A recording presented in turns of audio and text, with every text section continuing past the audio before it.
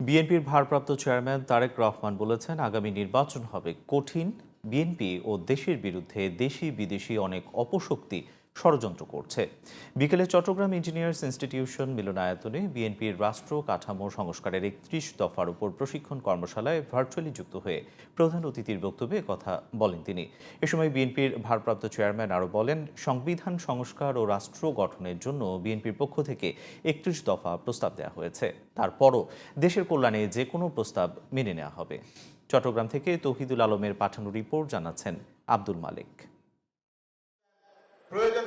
চট্টগ্রাম নগরীর ইঞ্জিনিয়ার্স ইনস্টিটিউটে বিএনপির রাষ্ট্রকাঠামো মেরামতের ৩১ দফার উপর দিনব্যাপী প্রশিক্ষণ কর্মশালায় চট্টগ্রাম বিভাগের ১০ সাংগঠনিক জেলার বিএনপি ও অঙ্গ সংগঠনের নেতারা অংশ নেন। কর্মশালায় প্রধান অতিথির বক্তব্যে বিএনপির ভারপ্রাপ্ত চেয়ারম্যান জনাব তারেক রহমান বলেন, নির্বাচনে প্রধান প্রতিপক্ষ অনুপস্থিত বা দুর্বল ভাবার কোনো সুযোগ নেই। আগামী নির্বাচন হবে অনেক কঠিন।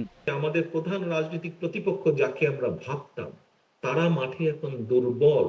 আল্লাহর ওয়াস্তে এই কথাটি মন থেকে সরিয়ে দিন। কারণ আমার ৩৫ বছরের রাজনৈতিক অভিজ্ঞতার আলোকে আমি যেটি বুঝি, আমার থেকে এখানে অনেক অভিজ্ঞতা সম্পন্ন রাজনীতিবিদ আছেন, আমি মনে করি তারা আমার সাথে একমত হবেন। আগামী যে নির্বাচন, এই নির্বাচন কিন্তু অনেক কঠিন, যে কোনো নির্বাচনের। এ সময় কর্মশালায় উপস্থিত নেতাদের উদ্দেশ্যে তিনি বলেন, আমরা দেশ চালাতে চাই জনগণের সমর্থন দিয়ে। অন্য দল ভারতের দয়ায় চেয়েছিল। বিএনপি দেশ পরিচালনা করতে চায় জনগণের সমর্থন নিয়ে। আমরা চাই না, আমরা বলতে চাই না, আমরা বিশ্বাস করি না।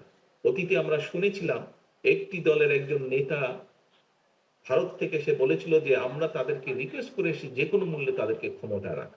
কর্মশালায় ভারপ্রাপ্ত চেয়ারম্যান তারেক রহমান আরও বলেন, ক্ষমতায় এসে গেছি মনে করে দলের অনেকেই অপরাধে জড়াচ্ছে, তা দলের জন্য বিব্রতকর। ওরা জনসমর্থনে দেশ পরিচালনার সুযোগ পায়নি, ক্ষমতা দখল করে ক্ষমতায় ছিল। আমরা দেশ পরিচালনার সুযোগ পেতে চাই জনগণের সমর্থন নিয়ে, এবং সেই জন্যই দেশ পরিচালনার যদি সুযোগ পেতে চান, দেশ পরিচালনা যদি করতে চান, তাহলে নিজেকে সেইভাবে গড়ে তুলতে হবে।